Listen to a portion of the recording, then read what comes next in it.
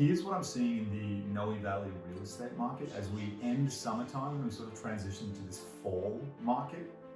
Basically, 2020 and 2021 were a blessing in disguise for Noe in particular because Noe serves two purposes locationally. It's really close to downtown, but it's also really accessible to the Silicon Valley.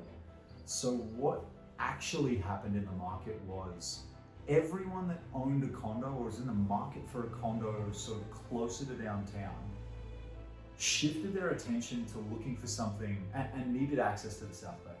Shifted their attention to looking in the neighborhoods when originally they wanted a bit more urban density.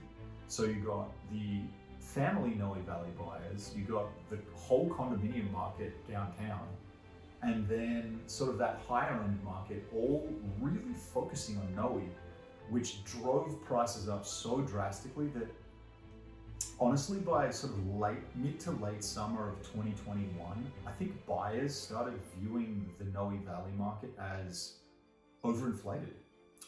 Buyers were less willing to compete and sort of put an offer in when there was 20 to 30 other offers going in the median price point homes in Noe, that we actually saw a bit of a fall off in August, which usually happens every year. August is usually the slowest month in the real estate calendar because people are taking vacations there.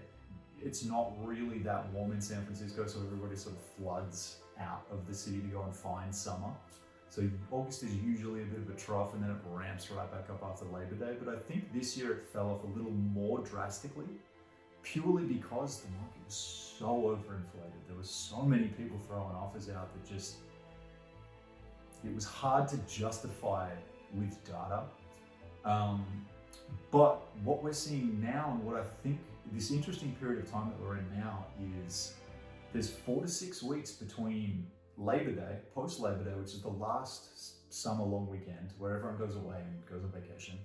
Post Labor Day, we tend to see a lot of listings drop and hit the market, which we've seen in the last couple of weeks. There's been a ton, and some of them have already accepted offers and are off the market. And we'll have this hot frenzy period between post Labor Day and then sort of just before Thanksgiving. Usually middle of November is when we start to see the market dip off again. Why I say that is if you have a property that you're thinking of selling, or it's like it's time to sell, you need to list it right now. Get it on the market as soon as possible so you can benefit from this frenzy of buyer activity while everybody's in SF, the sun's out, people want to be outside, they want to be touring homes. And you get it on the market now so when Thanksgiving rolls around and sort of that activity really starts to drop off, you'll have maximized the amount of eyes, the amount of attention on a property that you're selling. Whereas if you're buying a property, the best time to buy a property in San Francisco, hands down, all the time is December, January. It's just always statistically the best time because there's less buyers competing. Like no one's really shopping for a home at that period of time. And anybody that has a listing or is selling their property at that period of the year, you know that they need to sell now. Because why would they have it listed now instead of waiting until March, April when they know that there's going to be more buyer activity? So that's when the opportunities exist for buyers. If you want to dive into the data, you want to learn more about what's going on in the market, I absolutely love this stuff. So feel free to email me. I'm more than happy to respond. Shoot me any questions that you have.